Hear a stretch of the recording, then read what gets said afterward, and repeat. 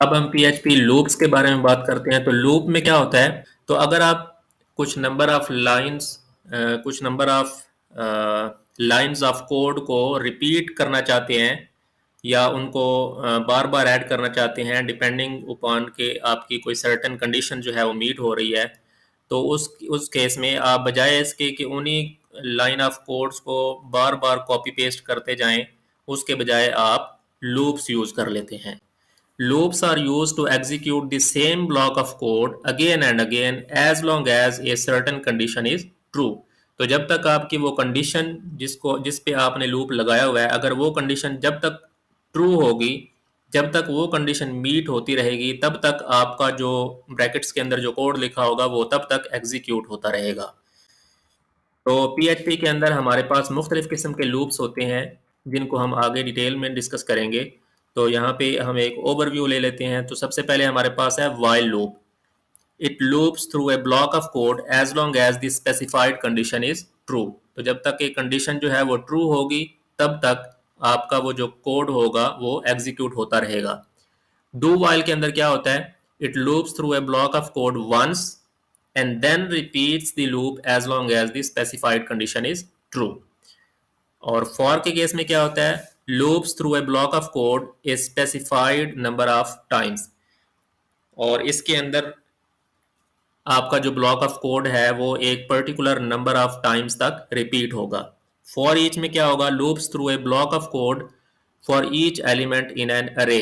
तो अरे के केस में आप फॉर ईच यूज करते हैं। इनकी तफसीलात को हम आगे स्टेप बाय स्टेप देखते हैं। तो सबसे पहले हम पीएचपी वाइल लूप के बारे में बात करते हैं। The while loop, it loops through a block of code as long as the specified condition is true. जब तक हमारी जो कंडीशन हम स्पेसिफाई करेंगे, जब तक वो ट्रू होगी, तब तक ये जो है ब्लॉक ऑफ कोड जो है ये रिपीट होता रहेगा। अब इसका सिंटैक्स क्या होता है, तो सिंपली सबसे पहले हम वाइल का कीवर्ड यूज करते हैं और फिर ब्रैकेट्स के अंदर हम अपनी कंडीशन लिखेंगे और फिर करली ब्रेसेस के अंदर हम अपना कोड लिखेंगे। तो होगा क्या कि जब तक ये वाले कंडीशन ट्रू रहेगी, तब तक ये वाला कोड एग्जीक्यूट होता रहेगा। तो इसकी हम एक एग्जांपल लेते हैं। तो let's say the example below displays the numbers from 1 to 5। तो यहाँ पे वो क्या कर रहा है कि सबसे पहले उसने एक वेरिएबल डिफाइन किया, इसकी वैल्यू उसने रखी 1 और कंडीशन इसने लगाई। अब करना हम ये चाह रहे हैं कि हम नंबर्स प्रिंट करवाना चाह रहे हैं 1 से लेके 5 तक। इसको हम कोड एडिटर के अंदर जाकर देखते हैं, इसकी एग्जांपल लेते हैं। अब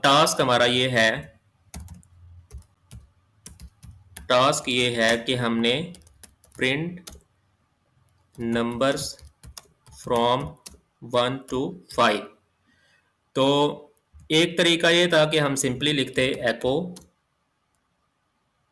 1, फिर हम लिखते एको 2 और इसको हम कॉपी करते अपने कोड को 5 दफ़ा और इनकी वैल्यूज़ को हम चेंज कर देते हैं 3, 4, 5 और इनके दरमियान में हम लगा लेते हैं ब्रेक टैग्स हर स्टेटमेंट के बाद।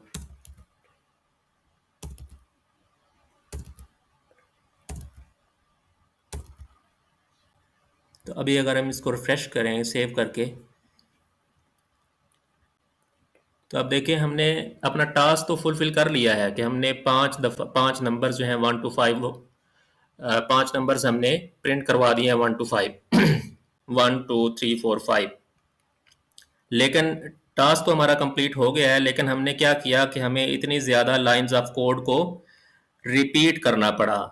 तो ये चीज़ इस चीज़ को अवॉइड करने के लिए हम लूप्स यूज़ करते हैं। तो लूप्स के थ्रू हम यही टास्क किस तरह से परफॉर्म करेंगे, तो उसके लिए हम इसको अभी फ़िलहाल रिमूव कर देते हैं। तो हम सिंपली एक वेरिएबल डिफाइन करेंगे $x इज इक्वल्स टू 1। इसकी हम एक वैल्यू असाइन कर देंगे 1 जो हमने पहले प्रिंट करवानी है। और फिर हम क्या करेंगे, अपने लूप को स्टार्ट करेंगे। तो वाइल लूप हमने यूज़ करना है। तो इसका सिंटैक्स क्या होता है, सबसे पहले हम वाइल का कीवर्ड यूज़ करेंगे, फिर ब्रैकेट के अंदर आ जाएगी हमारी कंडीशन। तो कंडीशन हम लगाएंगे if $x is less than less than और इक्वल टू 5। तो हमने कंडीशन लगाई कि जब तक हमारा ये जो वेरिएबल है इसकी वैल्यू जब तक या तो वो लेस हो या इक्वल टू हो जाए 5 के, तब तक आपने क्या करना है, एको $x, फिर हमने सेमीकोलन लगा दिया।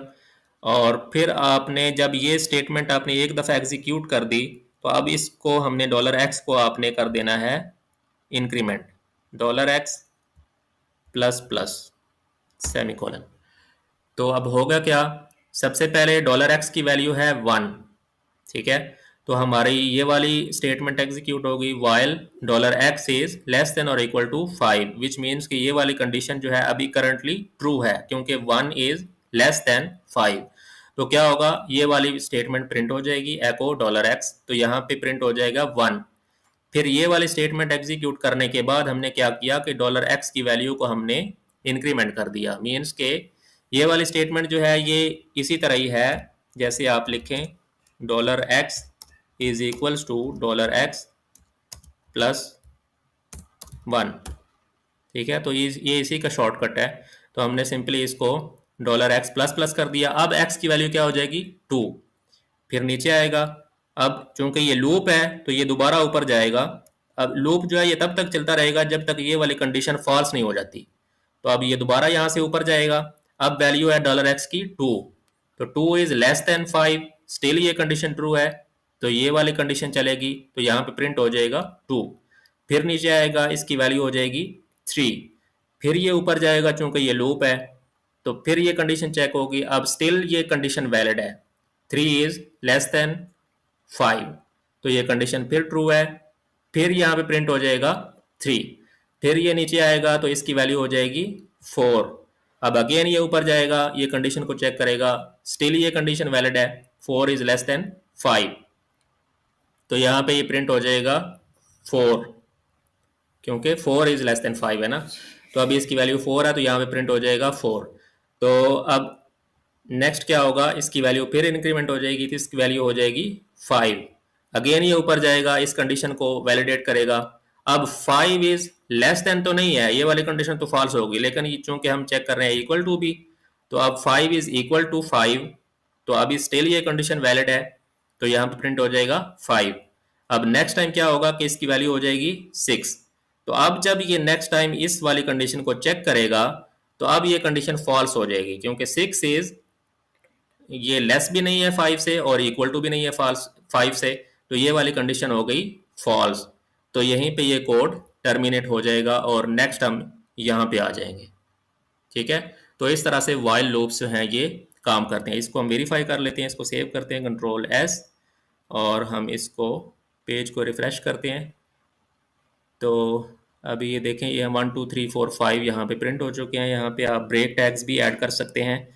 तो ब्रेक टैग अगर आपने ऐड करना है, तो स्टार्ट में अगर आपने ऐड करना है तो सिंपली आप यहाँ पे टाइप कर दें BR, और ये तो आ जाएगा स्टार्ट में। और फिर चूंकि आपने हर दफ़ा जब आपने एक नंबर प्रिंट किया तो उसके बाद आपने ब्रेक टैग भी ऐड करना है, तो आपने इसी को इसी लूप के अंदर ऐड कर दिया। तो अब देखें फ़ायदा क्या हुआ कि आपका जो ब्रेक टैग है जो आपने 5 दफ़ा पिछले कोड में ऐड किया था, वो भी आपको सिर्फ 2 दफ़ा ऐड करना पड़ेगा, एक स्टार्ट में और दूसरा हर स्टेटमेंट के एंड पे। तो अब अगर आप इसको सेव करें और अपने कोड को रिफ्रेश करें, तो आप देखें हमारे नंबर्स जो हैं ये प्रिंट हो चुके हैं 1 2 3 4 5, और ये हमने वाइल लूप के थ्रू किए हैं।